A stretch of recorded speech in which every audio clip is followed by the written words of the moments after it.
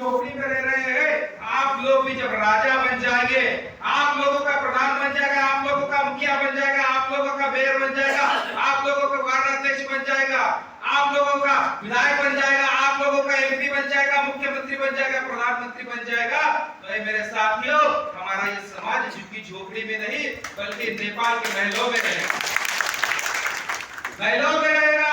और वहां सबको रोजगार जब दिया जाएगा तो ब्राह्मणों को भी रोजगार यहाँ पर दिया जाएगा, सबको भी दिया जाएगा, लेकिन सफाई कर्मचारियों में ब्राह्मणों को भी रोजगार दिया जाएगा। अरे हमारे दरवाजे का संडास जो है और नाली जो है तो ब्राह्मण भी साफ करने के लिए आए। क्या ऐसा आप लोगों को नहीं चाहिए? क्या सिर्फ हजारों सालों से हमारे समाज ने इस गंदगी को ढोना है क्या? हमारे समाज ने जो लोग ब्राह्मणवादी है मैं उनके लिए बोल रहा हूँ, और जो ब्राह्मणवादी विचारधारा छोड़कर अगर हमारी पार्टी में आते हैं, फूले शो बाबा साहब और मानवतावादी इंसानियत के मानवतावादी विचारों को अगर वो चाहते हैं और इक्वालिटी अगर वो लोग चाहते हैं, समानता वो लोग चाहते, हर जाति को समान अधिकार होना चाहिए, हर जाति को कोई उच्च ना देखे कोई नीच ना देखे, ऐसा जो लोग चाहते चाहे वो ब्राह्मण क्यों ना हो, हम उनका स्वागत करेंगे हमारी पार्टी में। जैसे उत्तर प्रदेश में भारत में सतीश चंद्र मिश्रा जी है, वो सब ये सब छोड़कर जातिवाद और ये सब छोड़कर एक इंसानियत लेकर आए हैं, तो हम भी उनका स्वागत करते हैं। तो इसलिए मेरे साथियों, जैसा माननीय साहब कांशीराम जी ने उत्तर प्रदेश में करके दिखाया, भारत में करके दिखाया, मेरे साथियों वही आप लोगों ने यहाँ पर करना है, यही मैं आप लोगों को बताने के लिए आया और दूसरा कुछ नहीं। जिन लोगों को लगता है भाई ये भारत से आया है तो भारत हमारी सरकार चलाएगा क्या, कौन पूछा था भाई, कोई था? तो भारत हमारी सरकार चलाएगा। अरे भाई मैंने क्लियर यहाँ पर कर दिया क्यों आ रहा हूँ। बौद्ध भिक्षु यहाँ से बाहर गए बुद्ध धर्म को फैलाने के लिए, बुद्ध धर्म की मानवतावादी विचारधारा पूरी दुनिया में उन लोगों ने फैलाई। तो मैं कांशीराम साहब जिस भारत में जन्मे थे, तो कांशीराम साहब और फूले शो अम्बेडकर जहाँ पर जन्मे, फूले शो अम्बेडकर तो महाराष्ट्र की धरती के थे ना, तो वहां से मैं फूले शो अम्बेडकर आप लोगों के पास लेकर आया हूँ, उनकी विचारधारा लेकर आया हूँ, ताकि हमारा समाज जो है ये जागरूक हो जाए और इसे नेपाल का राजा बन जाए, यही करने के लिए तैयार। इसलिए मेरे साथियों, आप लोगों से यहाँ पर बहुत से वक्ताओं ने आपके सामने भी बातें रखी। साथियों, जो वक्ता यहाँ पर बात रखते हैं आप लोगों ने भी उसे ध्यान से सुनना, क्योंकि ये विचार आप लोगों को हम जानबूझकर इसलिए बताने के लिए आए हैं क्योंकि आप लोग कोई आम लोग नहीं है अभी यहाँ पर आए हुए, क्योंकि आप लोग प्रतिनिधि, आप लोगों को अपने गांव में जाकर अपने वार्ड में जाकर ये सब कुछ समझाना है, वहां की जनता को वहां के लोगों को समझाना है। इसलिए मेरे साथियों, नेपाल की इस धरती पर क्योंकि अभी 4 महीने में चुनाव है, आप लोगों ने दूसरों को वोट दिया है, क्या आप लोगों को ऐसा नहीं लगता कि जब यहाँ पर नगर पालिका का चुनाव है, मेयर का चुनाव है, क्या आप लोगों को नहीं लगता कि आप जो लोग बैठे हैं आप लोगों में से कोई यहाँ पर वार्ड का अध्यक्ष चुनकर आए? आप लोगों में से नहीं लगता है किसी को कि वार्ड का अध्यक्ष चुनकर आए, आप लोगों में से कोई मेयर बन जाए? नहीं लगता है किसी को? लगता है ना? लगता है ना जी? अम्मा बोलो जरा, नींद तो नहीं आ रही है? लगता है ना? अगर आप लोगों को राजा बनना है यहाँ का, क्योंकि इस नगर पालिका का राजा है मेरे साथियों, 18 वार्ड है यहाँ पर, है ना? 20 से 18 यहाँ पर। अगर जो लोग यहाँ के हैं, अरे भाई 18 से सिर्फ 10 चुनकर लाओ, अरे मेयर तुम्हारा बनेगा, राजा तुम्हारा बनेगा, राजा बन जाएगा हमारे समाज का। और कितने वार्ड है पूरे हमारे इस जो 8 जिले पड़ते हैं हमारे, जहां हमारी संख्या अच्छी खासी है, कितने 265 या कुछ है क्या? 1271 है।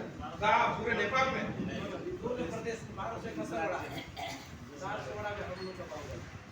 अच्छा, तो क्या आप लोग जहां से जिन जिलों से आए हैं, तो क्या आप लोग नहीं चाहेंगे कि आप खुद या आपके घर का कोई या आपके समाज का कोई, हमारे बहुजन समाज का कोई वार्ड का अध्यक्ष बने या मेयर बने? ऐ मेरे साथियों, दूसरों ने अब तक हमारे वोट का इस्तेमाल किया है, लेकिन इस बार हमने हमारे वोट का सही जगह पर इस्तेमाल करना है। अब वो दूसरों को चुनकर लाने के लिए नहीं, क्योंकि यहाँ पर आप लोगों ने आगाज कर दिया है आज का ये कार्यक्रम। यहाँ पर इस तरह से बहुत ज्यादा पैमाने पर जनसैलाब उमड़ा था यहाँ पर। मेरे साथियों, आज के इस प्रोग्राम से मुझे लगने लगा है कि 4 महीनों में जो चुनाव आने वाला है, हमारे तमाम बहुजनों की एकता बनने वाली है। और तमाम बहुजनों की एकता बनने के बाद मेरे साथियों, 4 महीनों में आप नगर पालिका के राजा बनने ही बनने जा रहे हैं,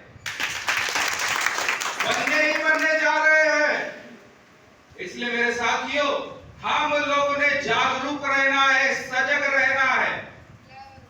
मेरे साथियों, जो लोग यहाँ पर ये सरकारें चला रहे हैं, केंद्र की हो या राज्य की हो,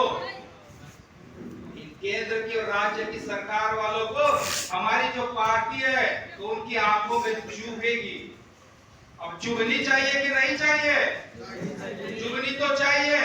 अब उन्होंने हमें तकलीफ दी है तो हमारी पार्टी के कारण उनको चुभन तो होनी चाहिए, लेकिन चुभन भी ऐसी होनी चाहिए मेरे साथियों कि जिन कुर्सियों पर वो यहाँ पर सैकड़ों सालों से बैठे हुए हैं, आज आप लोगों को उन कुर्सियों को अपने हाथ में लेना है मेरे साथियों। हमारे समाज ने, बहुजन समाज ने बात किया, क्योंकि राष्ट्रीय अध्यक्ष हरिनंदन जी ने आपको समझाया कि संख्या किसकी बारी है, कौन कितनी संख्या में है। हमारा बहुजन समाज बच्चों है, युवाओं में, युवाओं के लिए भी खास करके बात रख रहा हूं ना, ध्यान दीजिए इस तरह। हरिनंदन जी ने आपको बताया मेरे साथियों कि यहाँ पर कौन कितनी संख्या में है, परसेंटेज आप लोगों को बताया कितनी संख्या में है। हम बहुमत से है ना, वो अगर 10-15% है तो हम भी यहाँ पर 15-85 फॉर्मूला जो कांशीराम साहब ने महाराष्ट्र में, उत्तर प्रदेश में, पूरे भारत में चलाया था, 15-85 का फॉर्मूला, यहाँ पर कितना पड़ता है? 20 पड़ता है। चलो भाई 80-20 का पड़ जाता है यहाँ पर, क्योंकि उनकी संख्या यहाँ पर ज्यादा है। क्योंकि संख्या तो वैसे कम ही है, लेकिन नेपाल के मुकाबले, क्योंकि भारत में तो सिर्फ 3.5% है, सिर्फ 3.5 है। नेपाल में चलो मान के चलो भाई 10 है, और दूसरे 10 उनको जोड़ देते चलो 20 है।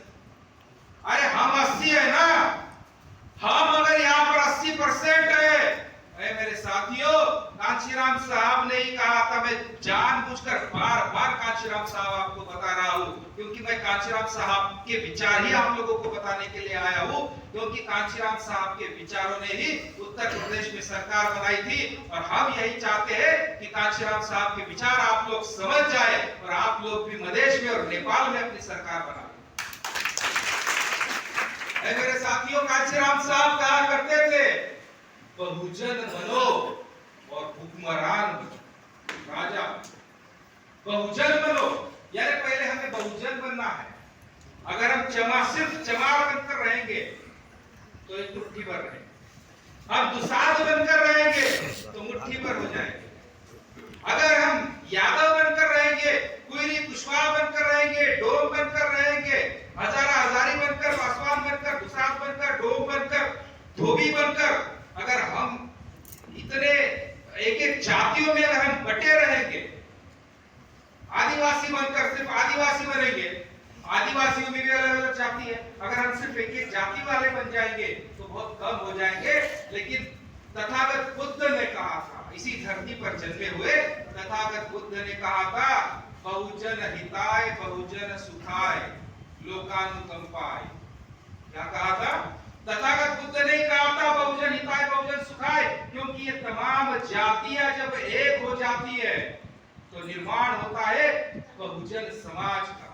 कांशीराम साहब कहते हैं, जब हम बहुजन बन जाएंगे तो संख्या में बहु बन जाएंगे, हम जातियों में बंटकर रहेंगे तो सीमित मुट्ठी भर हो जाएंगे, लेकिन हम तमाम जातियों को अगर हम इकट्ठा करते हैं तो बहुजन हो जाएंगे। तब कांशीराम साहब कहते हैं कि बहुजन बनो, हुक्मरान बनो, राजा बनो। अरे आप इस नेपाल का राजा बन सकते हैं। इसलिए मेरे साथियों, अगर आप लोग यहाँ पर बहुजन बन जाएंगे। तो बहुजन बनने के लिए हम सब ने पहले एक एक जाति जो हमारी बहुजन समाज की है, सारे लोगों ने पहले एक हो जाना। जब हमारा समाज एक हो जाएगा, जो बटा हुआ है, जो कांचीराम साहब ने ऊपर कहा था कि जिनको मुफ्त के खाने की आदत है, फिर दारू पैसा बांटते, फिर साहब ने कांचीराम साहब ने कहा कि चमचे निर्माण होते हैं।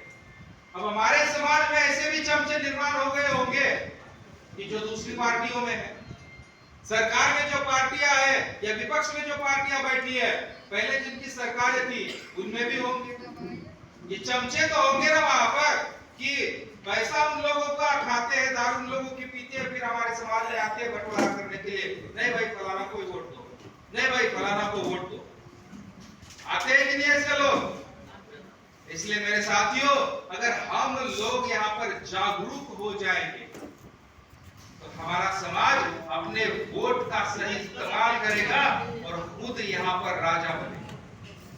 ऐ मेरे साथियों, बाबा साहब ने हम लोगों को कहा था कि जिसकी जितनी संख्या भारी, वही नारा कांचीराम साहब हमारे पास लेकर आए। हमारी संख्या जितनी है, जितनी जिसकी संख्या भारी उतनी उसकी भागीदारी। क्या हमारी संख्या के मुकाबले हम लोगों को भागीदारी मिली है? क्या राज सत्ता में भागीदारी मिली है? नौकरियों में भागीदारी मिली है? बिल्कुल नहीं।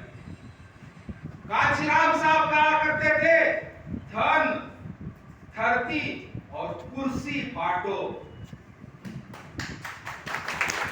कांचीराम साहब तो भारत में कहते थे कि बाबा साहब ने आरक्षण दे रखा है ना वहां पर हमारे समाज को, तो वहां पर जब ये मनमानी विरोध करते हैं तब कांचीराम साहब कहते वहां पर आरक्षण का विरोध करते, तो कांचीराम साहब कहा करते थे कि ठीक है भाई, आरक्षण काटना है काटो, लेकिन तब काटो, पहले धन धरती और कुर्सी बांटो, बाद में आरक्षण काटो।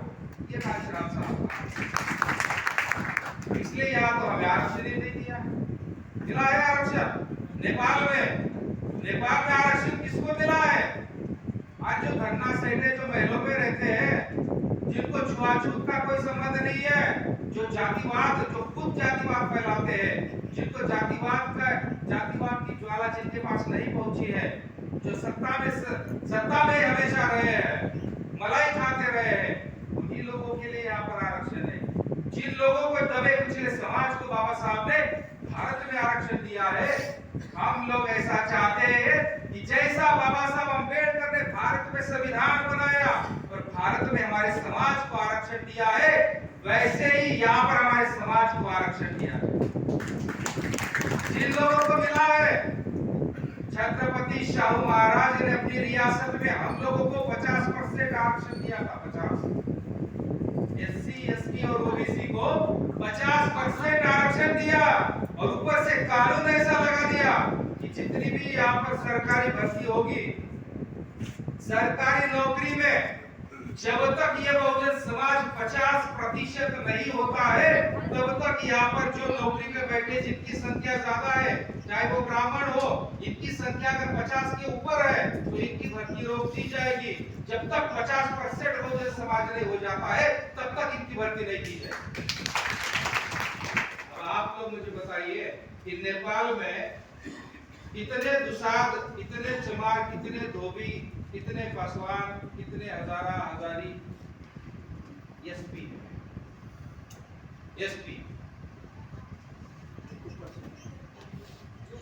पुलिस इंस्पेक्टर है, कितने हैं? अरे कितने होने चाहिए थे, क्योंकि संख्या में तो हम है ना, बड़ी संख्या में, तो किसके होने चाहिए? तो हमारे होने चाहिए, लेकिन यहाँ तो एक भी नहीं है। अगर एक भी नहीं है, अगर आप लोगों को भी यहाँ पर 50% या 80%, हम लोग तो 80% है ना, अगर 100 यहाँ पर सीटें होती है तो 20 सीटें उनकी चाहिए, 80 सीटें हमारी चाहिए। तो क्या आप लोगों को ये नहीं चाहिए? चाहिए कि नहीं चाहिए? अरे यही देने के लिए तो मैं यहाँ पर आया हूँ। इसलिए ये बाद में ऐसा न कहना भाई ये कि भारत वाला इधर आता है, अपने भारत वाले यहाँ पर सरकार चलाएंगे। अरे नहीं भाई, हम आपको जागरूक करने के लिए आ रहे हैं। आप लोग जागरूक हो जाएंगे तो ये जो मेरा समाज है, जो गरीब समाज है, इसी समाज में से यहाँ पर 100 में से 80 तो हमारे एसपी बन जाएंगे, हमारे इंस्पेक्टर बन जाएंगे, है कि नहीं? बनेंगे कि नहीं? अरे मेरे साथियों, इसलिए आप लोगों को ये जो विचारधारा है, हमारे तमाम महापुरुषों की विचारधारा है, ये विचारधारा आप लोगों को समझना बहुत ज्यादा आवश्यक है। जब आप लोग ये विचारधारा समझ जाएंगे तो अपने वोट का सही इस्तेमाल करेंगे। अब जो मैं ये बातें आप लोगों को बता रहा हूँ, तो आप लोगों ने इस कान से सुनकर इस कान से निकाल देना है ना? सही है? वरना मैं बोलता रहूंगा, हाँ भाई बोल रहा है कोई, बस सुन लो और बाद में चलो घर पे आराम करो, ऐसा हो जाएगा? नहीं होगा ना? बिल्कुल बिल्कुल। साथियों, एक किस्सा भी आप लोगों को सुनाऊंगा मैं, वरना ऐसे गोल गोल घुमाने का काम जो है इन तमाम पार्टियों ने किया है, तमाम चमचों ने भी किया है। अब भाई मुझे तो मैथिली आती नहीं है, हमारे साथी यहाँ बैठे थे, क्या नाम आपका? राम बहादुर मंडल जी, जिनकी मदद से मैंने चंद 2-3 लाइनें जो है वो मैथिली में लिखी। अगर बोलना आएगा तो समझ लीजिए, मुझे अगर बोलना आएगा तो ठीक रहेगा। तो एक घरवाला घरवाली होई छै, ठीक है क्या? होई छै, उनका झगड़ा लड़ाई होई छै। पति अपना पत्नी से पानी मांगे छै, उनकर पति कल थीत जे हमरा से झगड़ा करे छै। अच्छा समझ रहा है भाई? आपको बता देते हैं। अब ठीक है, पति पत्नी होते हैं, है कि नहीं? समझेगा, पति और पत्नी होते हैं और दोनों में हो जाता है झगड़ा। अब दोनों में झगड़ा हो जाता है, पति का भी गला सूख जाता है गाली दे देकर, और पत्नी का भी सूख जाता है। गया होगा दारू और पीकर किसी ने पिलाया होगा, तो किया होगा झगड़ा, तो झगड़ा करता है, दोनों का झगड़ा हो जाता है, उसका गला भी बाद में सूख जाता है, और फिर वो पत्नी से बोलता है, मर्द मेहरारू भी बोलते हैं ना, फिर वो पत्नी से बोलता है, अपने मेहरारू से बोलता है, भोजपुरी में बोलते हैं भाई मेहरारू, है ना? तो मर्द और मेहरारू होते, क्योंकि भोजपुरी थोड़ी बहुत आती मुझे, क्योंकि ज्यादातर मैं बिहार में बहुत ज्यादा काम है मेरा, बिहार के हर गांव में मैं पहुंचा हूं, हर जिले में पहुंचा हूं, कुछ वहां पर बिहार ने विचारधारा भी पहुंचाई है बहुत बड़े पैमाने पर। साथियों, मर्द मेहरारू होते हैं, दोनों का झगड़ा हो जाता है, मर्द का गला सूख जाता है, मेहरारू से पानी मांगता है कि जा मेरे लिए पानी ला। वो बोलती है, मेरे से झगड़ा करता है और मेरे से पानी मांगता है, जा मैं नहीं देती पानी, तू जा कर ले। उसको फिर झगड़ा, उसको फिर गुस्सा आ जाता है, और वो अब उसको पता है कि सामने मटका कहां पर है, तो वो जानबूझकर उसको गोल गोल बातें करता है, गोल मटोर बातें करता है। उसको बोलता है मुझे पानी बोलती है, तो बोल पता पानी कहां है, पूछता है पानी कहां है, तो बीवी बोलती है पानी मटके में, तो वो बोलता है मटका कहां है, तो बीवी बोलती है मटका घर में है। वो पूछता है घर कहां है, और घर में बैठा है। वो पूछता है घर कहां है, मेहरारू बोलती है घर गांव में।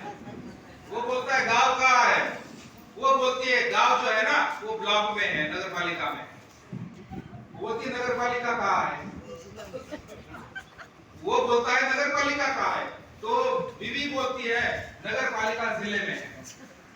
तो वो पूछता है जिला कहां है, तो बीवी बोलती है जिला जो है वो राज्य में। वो पूछता है राज्य कहां है, तो बीवी बोलती है राज्य है ना देश में। वो बोलता है देश कहां है, वो बोलती है देश दुनिया में है। वो फिर से पूछता है तो दुनिया कहां है, वो बोलती है दुनिया पानी में है। वो बोलता है पानी कहां है, वो बोलती है पानी मटके में है। तो ऐसा गोल गोल घुमाने का काम यहाँ पर ये जो सरकारें चल रही है ना, नेपाल में जो सरकारें चल रही है इन ब्राह्मणवादियों की, इन सरकारों ने हमारे समाज के साथ किया है। वरना ऐसा ना करना भाई कि मैं ये बोल दूंगा, आप लोगों को ये समझा रहा हूँ और आप लोग बाद में कहेंगे कि मुझे ही गोल गोल घुमाने का काम कर देंगे।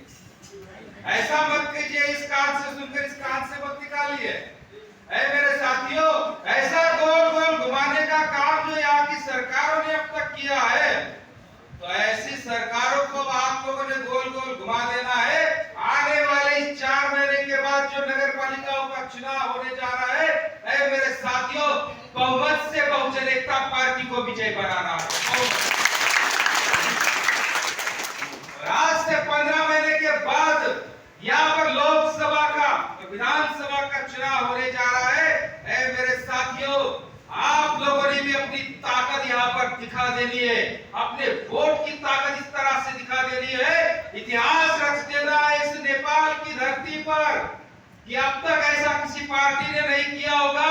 मेरे साथियों, अगर इस नेपाल की जनता अगर पूरी तरह से हमारे साथ यहाँ पर बहुजन एकता पार्टी पर अगर यहाँ पर ये जो सीढ़ी बनाई है यहाँ पर अगर है मेरे साथियों, ये सीढ़ी हमारे पास नहीं थी पहले हमारे समाज को सीढ़ी पर चढ़ने का अधिकार नहीं था। यह सीढ़ी जो यहाँ की पार्लियामेंट में लगाई है ना, उस पार्लियामेंट की सीढ़ी पर हम लोगों को चढ़ने का अधिकार नहीं था। इस नेपाल के प्रदेशों में जो विधानसभाएं है, विधानसभा बोलते हैं ना, विधानसभा पर जो सीढ़ी लगाई जाती उस पर चढ़ने का अधिकार नहीं था। अरे उन्होंने जो सीढ़ी लगाई उनको डालो भाई चूल्हे में, हम यहाँ पर सीढ़ी लेकर आए, अब हम हमारी सीढ़ी पर चढ़ेंगे, नेपाल का प्रधानमंत्री बनाएंगे, इस प्रदेश का मुख्यमंत्री हमारा बनाएंगे। अब सीढ़ी आप लोगों के पास आ गई है, अब आप लोगों ने इस सीढ़ी पर चढ़कर पार्लियामेंट और विधानसभा में चढ़ना है मेरे साथियों। तो सिर्फ आगे तो चढ़ेंगे ही चढ़ेंगे, लेकिन आने वाले इतिहास आप लोगों को इस तरह से कर देना है मेरे साथियों, ये जो चुनाव 15 महीनों में विधानसभा लोकसभा का आने वाला है, अगर 15 महीनों में आप लोग अगर एक हो जाते, एकता अगर बहुजन समाज की हो जाती है, तो इन्हीं 15 महीनों में इस प्रदेश का मुख्यमंत्री हमारे समाज का हो जाएगा।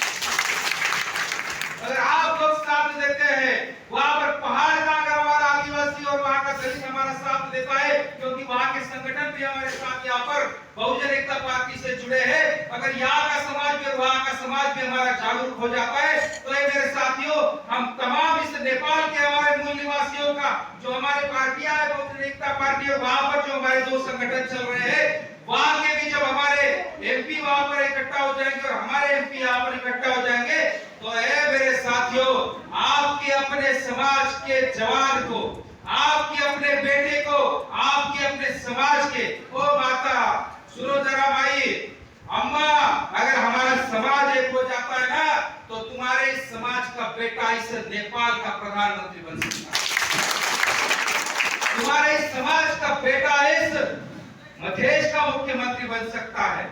इसलिए मेरे साथियों, हम लोगों ने इसके लिए जागरूक रहना है।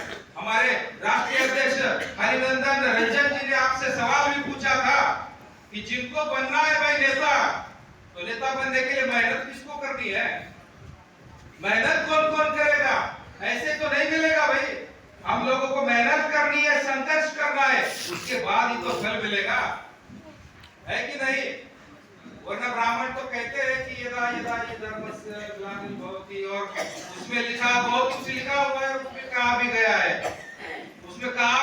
कि भाई कर्म करता जा, फल की आशा न कर, यानी नौकरी करता रहे, पगार मत खा।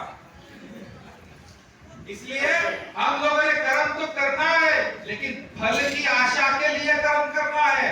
कौन सा? हमारे समाज को जागरूक करना है, तब हमें फल मिलेगा। हमारा विधायक बनेगा, हमारा एमपी बनेगा, एमएलए बनेगा, वार्ड अध्यक्ष बनेगा, मेयर बनेगा, और तब हमारा मुख्यमंत्री और प्रधानमंत्री बनेगा। इसलिए आप लोगों ने यहाँ पर मेहनत लेनी आप लोगों ने, तो आप लोगों ने जो हम यहाँ पर बात आप लोगों को समझा रहे हैं, तो आप लोगों ने अपने वार्ड में जाकर, अपने गांव में जाकर अपने समाज को ये समझाना है। और भाई, जब हमारा समाज ये तैयार हो जाएगा, जब हमारा बहुजन समाज तैयार हो जाएगा ना, तब क्या होगा मैं बताता हूं। उत्तर प्रदेश में भी हमारा समाज तैयार हुआ था, कैडराइट हो गया था, पक्का कांशीराम साहब का हो गया था। मेरे साथियों, तब चुनाव आया तो कांग्रेस पार्टी तब बड़ी ताकतवर थी भाई, 50-60 साल राज किया है भारत पर, 50-60 साल सत्यानाश किया है भारत का, तो वो राज कर रही थी वहां पर। तो कांशीराम साहब जब चुनाव आए तो कांशीराम साहब प्रचार में गए, उत्तर प्रदेश के गांव-गांव में घूम रहे थे। तो दूर तक चले गए कांशीराम साहब गाड़ियों का काफिला लेकर, समाज को तैयार करते करते, लोगों को जागरूक करते करते अब रात के 12 बज गए, रात हो गई ज्यादा, 12-1 बज गए। तो कांशीराम साहब बोले कि चलो भाई अब कार्यालय लौटते हैं। तो जब कांशीराम साहब कार्यालय लौट रहे थे तो एक गांव था, उस गांव में रोशनी दिख रही थी। तो कांशीराम साहब बोले चलो भाई हमारी बस्ती हुई, यहाँ पर रोशनी भी दिख रही है घरों में, तो लोग हमारे अगर जागते होंगे इस गांव में, तो चलो भाई जाते जाते हमारे समाज के लोगों से बात कर लेते हैं, हमारे समाज के लोगों से मुलाकात कर लेते हैं, बात कर लेते हैं। तो कांशीराम साहब उस गांव में गए तो साहब ने देखा कि भाई सारे लोग तो जाग रहे हैं, लोग जाग रहे हैं। तो साहब ने कहा कि चलो भाई अच्छी बात है। तो लोगों को पता चला कि भाई अपने गांव में कांशीराम साहब आए हैं, तो लोगों को बहुत अच्छा लगा कि भाई कांशीराम साहब आए हैं। तो 2-4 लोग आए, कांशीराम साहब को जय भीम बोले और कांशीराम साहब के हाथ में 50-50 रुपए दे दिए और आगे चले गए। कांशीराम साहब विचार करने लगे, भाई मैंने इन लोगों के पास तो पैसा भी नहीं मांगा और ये डायरेक्ट 50-50 रुपए दे रहे हैं, अब ये तो पुरानी बात है। तो उस जमाने में 50 रुपए भी ज्यादा हुआ करता था। अगर कांशीराम साहब सोच रहे थे कि भाई जब मैं इन लोगों से पैसा मांगता हूँ कि भाई पार्टी के लिए पैसा दो, आपके ही पैसों से पार्टी चलेगी, मैं 1-1 रुपया 2-2 रुपया इन लोगों से मांगता हूँ, 10-10 रुपए मांगता हूँ, 1-1 2-2 रुपया तो ये लोग दे देते हैं। लेकिन जब 10 रुपए मांगता हूँ तो ये लोग कहते हैं साहब पहली तारीख को देंगे, हमारी मजदूरी आ जाएगी तो पहली तारीख को आपको 10 रुपए दे देंगे पार्टी चलाने के लिए। तो कांशीराम साहब सोचने लगे कि भाई मैंने इन लोगों को मांगा भी नहीं, ये डायरेक्ट 50-50 रुपए मेरे पास दे रहे हैं, क्या मांगना है भाई। और डायरेक्ट 8-10 लोग आ गए, कांशीराम साहब को जय भीम बोले और साहब के हाथ में 50-50 रुपए दे दिए और चले गए। साहब देते रह गए। फिर साहब सोचने लगे और फिर 10-20 लोग आए और फिर साहब के हाथ में 50-50 रुपए देने लगे। साहब ने सबसे पहले उनके हाथ पकड़ लिए, रुको कि भाई ये क्या माजरा है, मैं पैसा मांगता हूं तो आप लोग बोलते पहली तारीख को देंगे, तब आप लोग 10 दिन सही 20 दिन सही, लेकिन मेरे पास लेकर आते हैं 10-10 रुपए। लेकिन आज आप लोग बिन बताए 50-50 रुपए दे रहे हो, क्या माजरा है भाई, कैसे आपके पास इतना पैसा आ गया। तब वो लोग कांशीराम साहब को बोलते हैं कि साहब बगल वाली गली में कांग्रेस पार्टी वाले एक वोट का 100-100 रुपया बांट रहे हैं, 50-50 हमने रख लिए अपने खर्चे के लिए, 50 आपको दे रहे हैं अपनी सरकार बनाने के लिए। ये होता है कैडर। ये जो कैडर क्या आपने लिखा है ना प्रशिक्षण शिविर, ये कार्यकर्ताओं का प्रशिक्षण शिविर है। ये कैडर जब जो आदमी ले लेता है ना, कांशीराम साहब के विचार, फूले शाह अम्बेडकर के विचार जो समझ जाता है वो कभी बिकता नहीं है। इन मधुवादियों के बाजार में वो कभी बिकता नहीं है। मेरे साथियों, जिनको खरीदने के लिए 100-100 रुपया कांग्रेस दे रही थी वहां पर, वो लोग 50 रुपया उसमें से कांशीराम साहब को दे रहे हैं कि साहब अपनी खुद की सरकार बनाने के लिए आपको दे रहे हैं। तो क्या वो लोग कांग्रेस को वोट देते नहीं। उन लोगों ने वहां पर ऐसे आदमी को जिता दिया कि जहां पर कांशीराम साहब प्रचार कर रहे थे, कांशीराम साहब ने जहां पर समाज को तैयार किया, समाज को फेडराइट वहां पर किया, तो वहां पर कांग्रेस पार्टी का जो कैंडिडेट था, प्रत्याशी था, वो हेलीकॉप्टर से आता था सभा में प्रचार करने के लिए, भाषण देने के लिए, और जिसको कांशीराम साहब ने खड़ा किया था वो साइकिल पर जाता था, कभी पैदल जाता था, साइकिल पंचर होती थी तो पैदल जा जाकर लोगों में प्रचार करता था, टूटी फूटी जीप में जाकर प्रचार करता था। और जब चुनाव के नतीजे निकले मेरे साथियों, तो हेलीकॉप्टर वाले की डिपॉजिट जब्त हो गई और कांशीराम साहब वाला गरीब आदमी जीत गया। ये होती है कैडर की ताकत, क्योंकि कैडर से जो आदमी तैयार हो जाता है वो कभी बिकता नहीं है, ना दारू से बिकता है, ना पैसे से बिकता है। मेरे साथियों, कैडर से वहां पर लोग निर्माण हो गए, समाज निर्माण हुआ।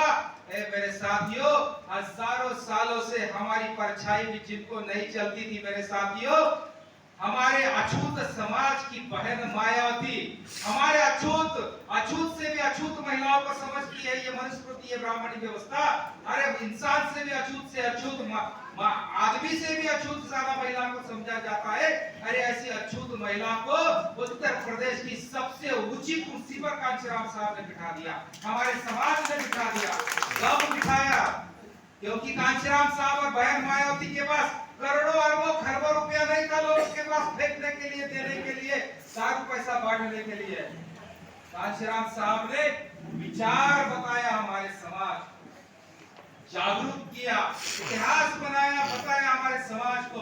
और तब जाकर हमारे समाज ने एक वोट की, जो एक वोट होता है, एक वोट की कीमत वहां के उत्तर प्रदेश के हमारे समाज ने जान ली। मेरे साथियों, वहां पर एक वोट की कीमत जान ली, इसलिए हमारे समाज का राजा बन गया। और आप लोगों ने, पहले मैंने आपको बताया कि राजा हमारा समाज बन गया, तो चमार, गुजरात, डोम और हजारा हजारे जो हमारी जातियां है, हमारे जातियों के घर के सामने की नाली और संडास साफ करने जने उधारी ब्राह्मण आ गए। ऐसा परिवर्तन आप लोगों को इस नेपाल में लाना है। इसलिए मेरे साथियों, आप सभी ने जागरूक होना है और हमारे समाज को यह बताना है कि दारू और पैसे से हम लोगों ने बिकना नहीं है, बिकना नहीं है। मेरे साथियों, वोट हमारा जो है, बाबा साहब डॉक्टर भीमराव अम्बेडकर ने जब वोट का अधिकार दिया था भारत में, वही वोट का अधिकार यहाँ पर इस नेपाल में भी हमें वोट का अधिकार नहीं था। उस वोट का अधिकार को देखकर यहाँ पर हमारे समाज को वोट का अधिकार मिला है। बाबा साहब वोट के अधिकार को बोलते हैं कि आपका वोट जो है, आपके वोट की रखवाली आपको करना है। वोट को क्या बोलते हैं आप लोग? वोट, वोट बोलते हैं, वोट ना, मैं इंग्लिश में बोल रहा हूँ, VOTE, वोट बोलते हैं। तो इधर आपकी स्थानीय लैंग्वेज में वोट बोलते हैं, पत्ती बोलते हैं, पत्ती भी बोलते हैं। तो भाई आपके पत्ती की, आपके वोट की आप लोगों को रखवाली करना है। बाबा साहब अम्बेडकर हम लोगों से कहते हैं कि जिस तरह से हम अपनी माँ, बहन, बेटी की इज्जत की रखवाली करते हैं, वैसे आपके वोट की रखवाली आपको करने देना है, आप लोगों ने करना है। आप लोग अपने बहन बेटी की इज्जत की रखवाली करते हैं, उसकी इज्जत को बिकने नहीं देते हैं, वैसे अपने वोट को बिकने नहीं देना, अपने वोट को बिकने नहीं देना है। बाबा साहब अम्बेडकर ने हम लोगों से कहा था, मेरे साथियों, जो आदमी अपना वोट बेचता है, उसके बारे में बाबा साहब अम्बेडकर एक गंभीर बात कहते हैं। बाबा साहब उस वोट बेचने वाले को कहते हैं कि मैंने गाय और भैंस का दूध बेचने वाले लोग देखे हैं। बाबा साहब बोलते हैं कि मैंने गाय और भैंस का दूध बेचने वाले लोग देखे हैं, लेकिन जो अपना वोट बेचता है, वो अपने बहन और बेटी का दूध तक बेचता है।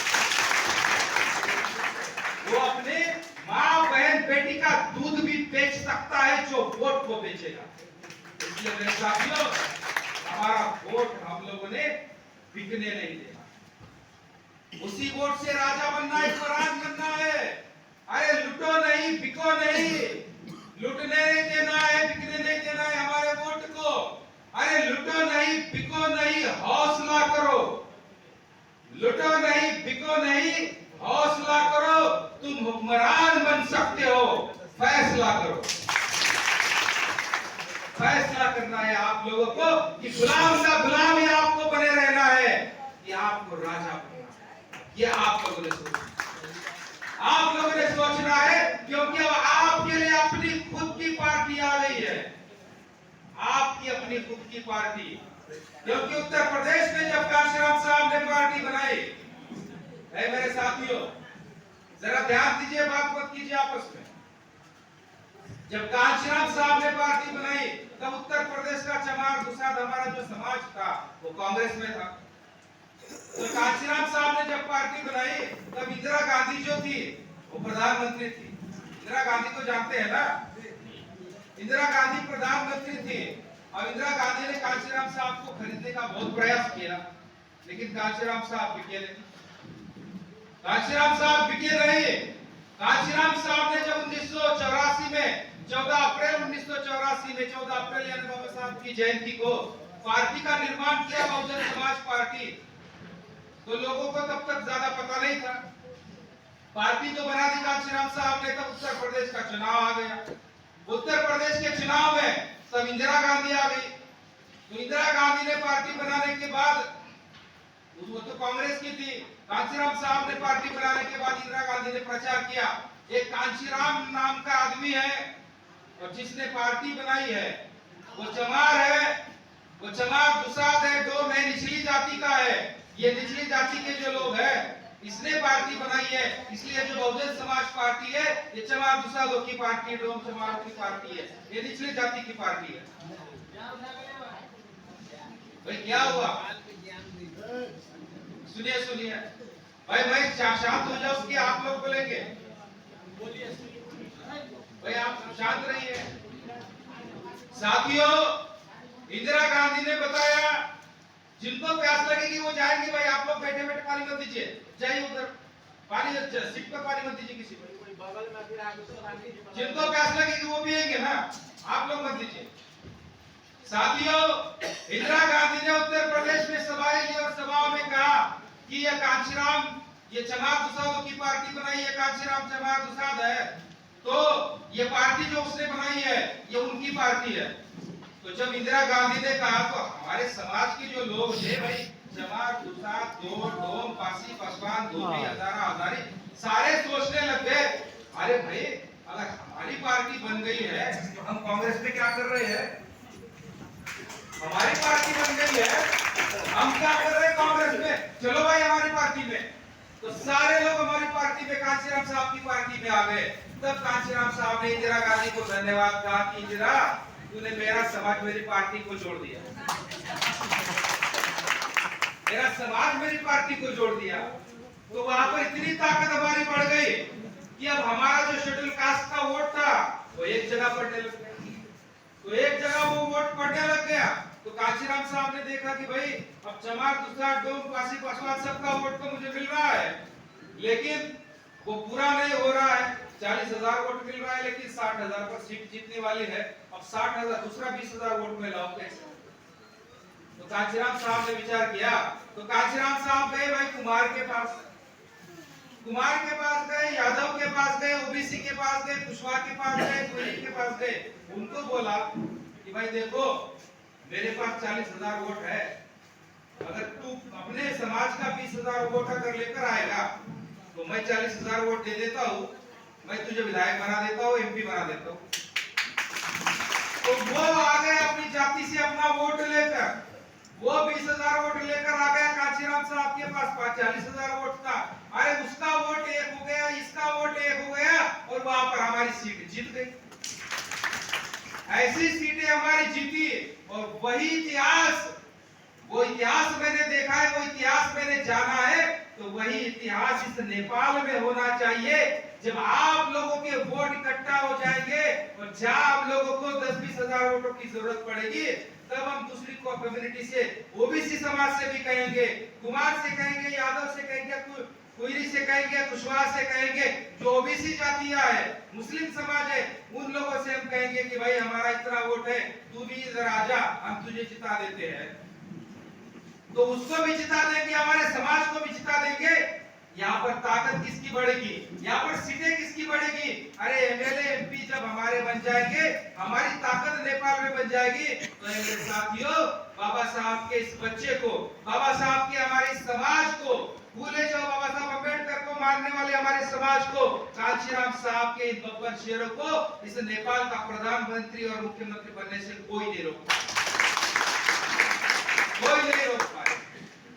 इसलिए मेरे साथियों, ये सारी चीजें आप लोगों ने सुनकर हमारे समाज में जाकर बतानी है, हमारे समाज में जाकर, गांव, शहर, वार्ड, गली, नुक्कड़, हर जगह पर जहां पर भी आप लोग जाएंगे तो आप लोगों ने सिर्फ विषय कौन सा शुरू कर देना है, बात कौन सी छेड़ देनी है, जहां पर भी जाएंगे मेल मिलाप करेंगे, किसी से मिलेंगे, सुबह सुबह भी दातुन करते करते एक दूसरे से जब मिलेंगे, हाँ भाई बहुजन जनता पार्टी का हमें बनाना है, यही बोलना।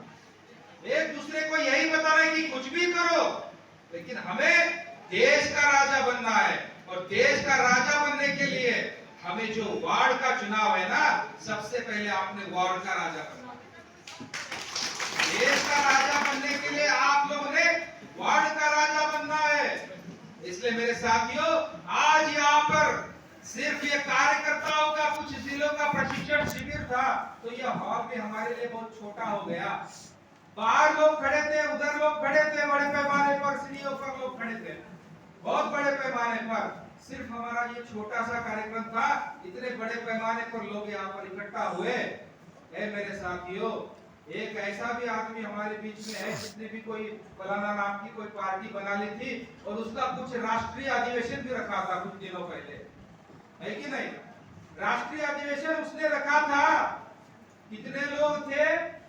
हमारे लोग कार्यकर्ता वहां पर गए थे, लोगों को गिनने के लिए दूर से खड़े थे।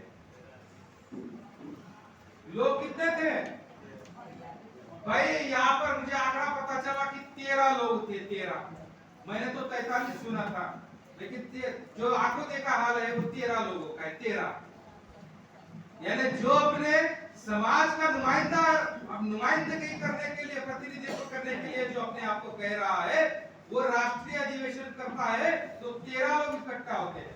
चलो भाई 13 तो बहुत कम हो जाते हैं, कोई भरोसा नहीं करेगा, चलो भाई 50 पकड़ लेते हैं। नेपाल की जनसंख्या कितनी है? 3 करोड़। अरे भाई 3 करोड़ में से 30 तो इकट्ठा कर लेता, 3 करोड़ में से 30 तो इकट्ठा कर लेता। उतना भी नहीं हो पाया कि ऐसा आदमी हमारी बात करेगा पार्लियामेंट में, क्या पहुंच पाएगा पार्लियामेंट में? लेकिन यहाँ पर सारा समाज इकट्ठा हो गया है। आज सारे बहुजनों की एकता हो गई है और सारी एकता मिलकर आज ऐसी सीढ़ी पर चढ़ने वाली है। और ये सीढ़ी है आपके मेयर पद की, ये सीढ़ी है आपके वार्ड अध्यक्ष पद की, और ये सीढ़ी है आपके पार्लियामेंट की, ये सीढ़ी है आपके विधानसभा की। इसलिए मेरे साथियों, आप लोगों ने यहाँ पर इस सीढ़ी पर चढ़कर जो यहाँ की ताकतवर जो सीढ़ी है, ताकतवर जो कुर्सी है, उस ताकतवर कुर्सी को आप लोगों ने वहां पर जाना है। आप लोगों ने, मेरे साथियों, जब आप लोग वहां पर पहुंच जाएंगे तो जैसा मैंने पहले कहा था कि जिस समाज का राजा होता है वही समाज ताजा होता है, तो राजा जब हमारा समाज बन जाएगा तो ताजा भी हमारा समाज बनेगा, ताजा भी हमारा समाज बनेगा। और यहाँ की एसपी डीएम के पदों पर हमारा समाज बैठेगा। कांशीराम साहब कहा करते थे भारत में आरक्षण है, उस आरक्षण के जोर पर कहते थे। अब वही बात मैं नेपाल में भी कहना चाहूंगा कि अगर नेपाल में हमारी सरकार बन जाएगी तो नेपाल में भी हम लोगों को आरक्षण मिलेगा। तब कांशीराम साहब जो कहा करते थे भारत में, साहब कहा करते थे आरक्षण से लेंगे एसपी डीएम,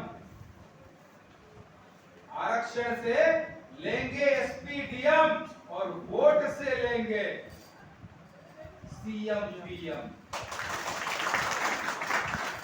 वोट से लेंगे सीएम पीएम, आरक्षण से लेंगे एसपी डीएम। आप लोगों के एसपी और डीएम रहेंगे और तब हम लोगों का सीएम पीएम रहेगा। सीएम मतलब चीफ मिनिस्टर मुख्यमंत्री, पीएम मतलब प्राइम मिनिस्टर प्रधानमंत्री। सीएम पीएम हम लोगों को बनना है और एसपी डीएम भी हम लोगों को बनना है। इसके लिए आप लोगों को जागरूक रहना है, हमारे वोट की रखवाली करनी है, वोट को बिकने नहीं देना। इसलिए मेरे साथियों, हम लोगों ने, मैंने पहले भी कहा आप लोगों से कि कांशीराम साहब ने, बाबा साहब अम्बेडकर ने पार्टियां जो चलाई, चुनाव जो लड़ा, तो धन्ना सेठों की पार्टियों से, धन्ना सेठों के पैसों से नहीं लड़ा। उत्तर प्रदेश का चमार क्या करता है पता है? चमार उत्तर प्रदेश का जो जूते चप्पल सीता है ना, ऐसी छतरी लगा लेता है किसी बस स्टैंड और स्टेशन के बाहर, देखा है? उत्तर प्रदेश के चमार ने ठान लिया था कुछ भी हो हम किसका साथ दें। उन्होंने ठान लिया था तो उन्होंने एक डिब्बा, छोटा सा डिब्बा होता है, वो ऐसे रख दिया। जहां जूते चप्पल सीते थे उसी के पास उस डिब्बे को रख दिया। और जो कमाई आती थी, क्योंकि कांचीराम साहब के जमाने की बात बोल रहा हूं मैं, अभी तो है, अभी तो ऑनलाइन भेज देते हैं भाई जी को, लेकिन तब की बात मैं बोलता हूँ कि साहब के जमाने में जो चमार बाहर बैठता था, जो मोची बैठता था, जूते वहां पर सीता था, वो डिब्बा रखता था और दिन भर में अगर उसके पास 10 रुपए इकट्ठा हो जाता था, 10 रुपए अगर दिन भर में इकट्ठा हो जाता था, तो वो सबसे पहले जो सुबह से जो पहली कमाई आती थी, अब तब 1 रुपया या 50 पैसा बुक पॉलिश का होता था साहब के जमाने में, कांचीराम साहब, तो वो उसमें से 1 रुपया लेता था, उस डिब्बे में डालता था।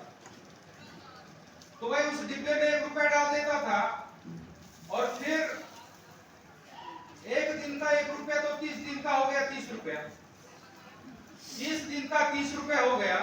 हमने उसको सवाल पूछा एक बार कि भाई तू हर रोज ये जो 1 रुपया इस डिब्बे में क्यों डालता है, तो उसने बताया कि साहब एक दिन का मैं 1 रुपया इसमें डालता हूँ, अगर 10 रुपया इकट्ठा हो गए, 1 रुपया तो इसमें ऑलरेडी मैं डाल देता हूँ, 9 रुपये जाकर मैं अपने घर का खर्चा वर्चा चलाता हूँ, फिर कल आता हूँ, फिर पहली कमाई जब होती है तो 1 रुपया पहले इसमें डाल देता हूँ, और फिर जब ये 1-1 रुपया इकट्ठा होकर 30 रुपया बन जाता है महीने का, तब मैं ये डिब्बा ले जाकर बहन मायावती के कांचीराम साहब के ऑफिस में जाता हूँ और उनके पास उसको उड़ेल देता हूँ और कहता हूँ कांचीराम साहब ये मेरा मेहनत का 1 रुपया जो है हमारी सरकार बनाने के लिए मैं लेकर आया।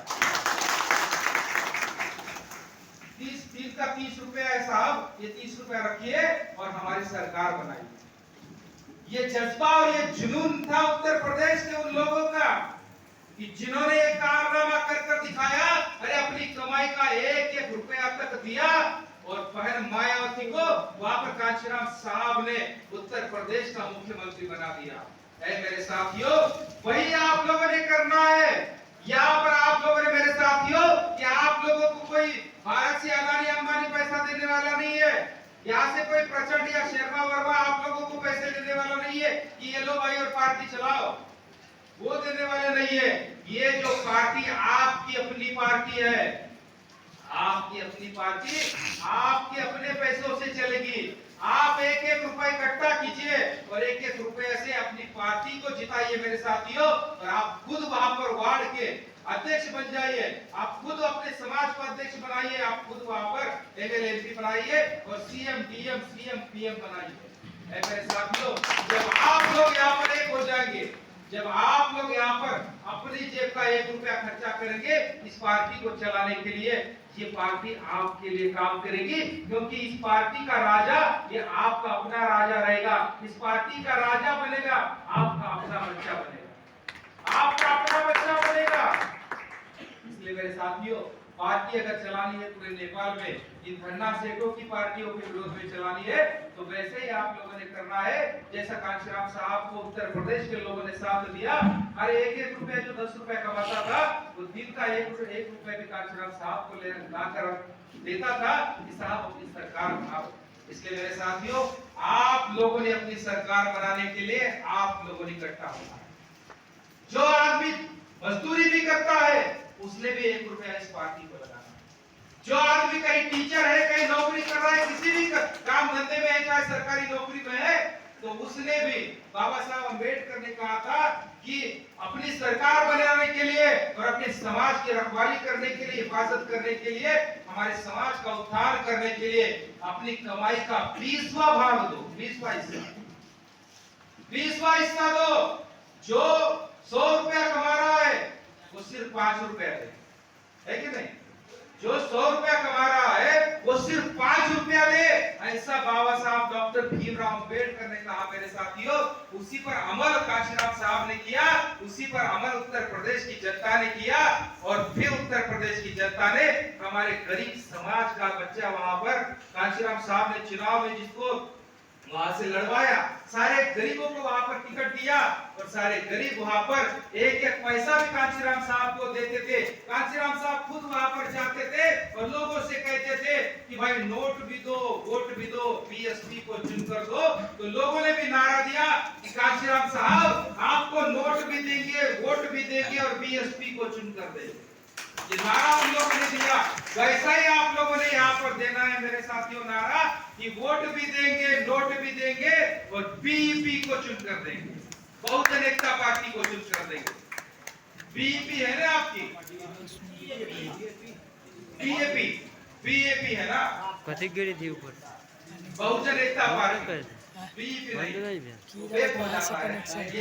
ये बहुजन एकता पार्टी है, हो गया भाई। नहीं, एकता का तो ई आएगा, ई होगा ई वो है पा, जिसे हम नेपाली में कहेंगे, हिंदी में कहेंगे तो वह पा होगा। तो इसलिए मेरे साथियों, जैसा वहां पर कांचीराम साहब ने अपना संगठन खड़ा किया, वैसा ही आप लोग संगठन यहाँ पर खड़ा कीजिए और आप लोग यहाँ से अपनी सरकार बनाइए। आप लोगों ने यहाँ से राजा होकर जाना। इसलिए मेरे साथियों, अब आप ही लोगों ने सोचना है और समझना है। मैं कह रहा हूं इसलिए आप लोगों ने मान लेना, ऐसी भी बात नहीं है, क्योंकि हम तथागत बुद्ध की धरती पर है।